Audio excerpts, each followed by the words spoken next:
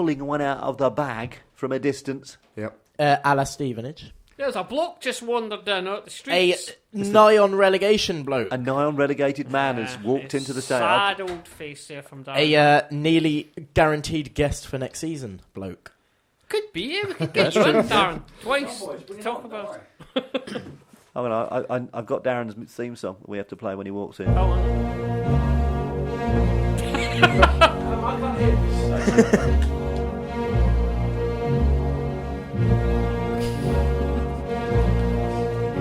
Listen, this is great radio. I can't believe I actually just gave my headphones, stopped talking and gave them to Darren as he walked in. This is a show that Ofcom will listen to. Yeah. Ask that Dan McCalla if that stand's finished yet at Oldham. If what's the stand? I mean, I think it opens in August, I believe. So no, it's not building finished it for like a decade. Yeah, well, certainly for at least 2 or 3 visits, it was just nothing there, no work going on or anything. When we first got promoted and back into League One, and it was nothing. To be fair, I do know another club that seemed to take an awful long time to actually finish the stadium off. So if it's taken them 4 seasons, then that's quite fair impressive, play to really. Yeah. 4 seasons. Have we ever taken more than 100 to Oldham? Not on a Tuesday night. Because I wants to go there anyway on any tonight. Who would want to go there at all? He says as he tries to bring the conversation back into mode and not get distracted by the Blackpool man. Yeah.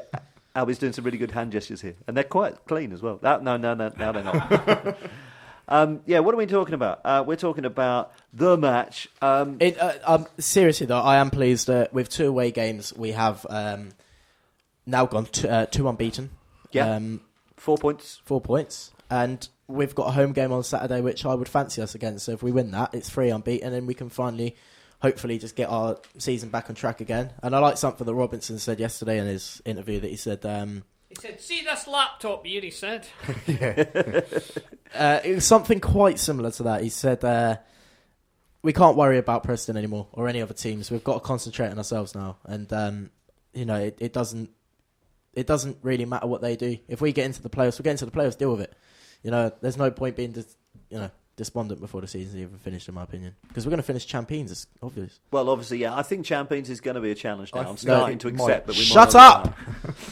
But I still think that Preston will slip up in some form or other between now and then. Whether they'll slip up enough, I don't know. But games coming up against the teams in the top 6. We've only got to play Swindon. Yeah. And they've got to play... They've all got to play each other, haven't they? 3 or 4 against the top ones. So, gutted when Swindon got the winner in the last minute last night. Because that would have been really nice just to take a bit of the pressure off of us and put a bit more on them. But it shows that it can happen. Yeah. It does show it can happen. It's only a game. Mr. Bowditch, last night, by all accounts, played rather well, I believe. I thought he played quite well on Saturday. He set up the goal. It's a shame we couldn't get somebody on the phone, isn't it, that was actually there? Yeah, well, we don't know anyone who was there. That's the trouble. If you were there, ring in. If you were there, ring in and let us know, yeah, as long as you're sober. Don't ring in if you're sitting in that Wetherspoons up City Centre, though. Ring in if you're wearing a shirt. That's the rules. Hashtag shirt. Ring in if you have a girlfriend. That'd be great. Ring in if you've ever had a girlfriend. Oh, my word. I hope he's listening. So do I. Sorry, I don't know who you're talking about. No, but whoever it is, yeah. Yeah. Okay, we need I to... can confirm that he did have a girlfriend for about 5 days. There you go. There you go. Did he take her to the football? I'm not sure. Did he? I don't know if that's a euphemism or anything, but... Stop waving your hands, Albie. Did he take her I don't know. That's why I wave my hands. I don't know. I haven't Is spoken that the to him in universal about a signal year. for I don't know, waving your hands?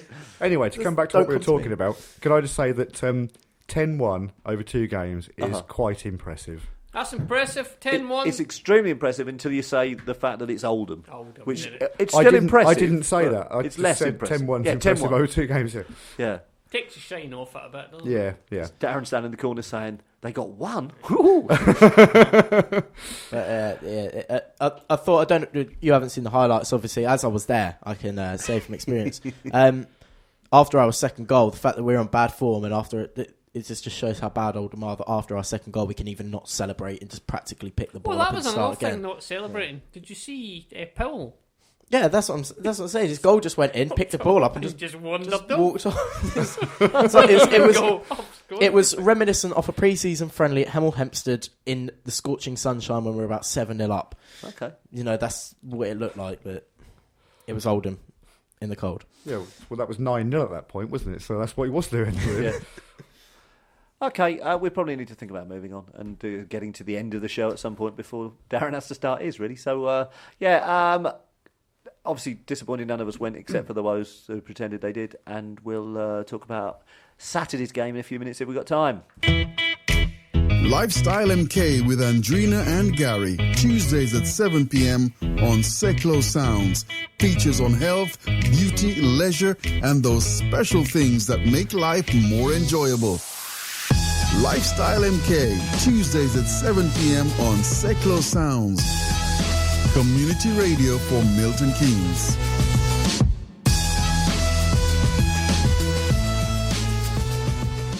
You're listening to the MooCamp Radio Show here on Secklow Sounds, and Secklow Sounds exists to bring people and communities together to celebrate all that's best about the city.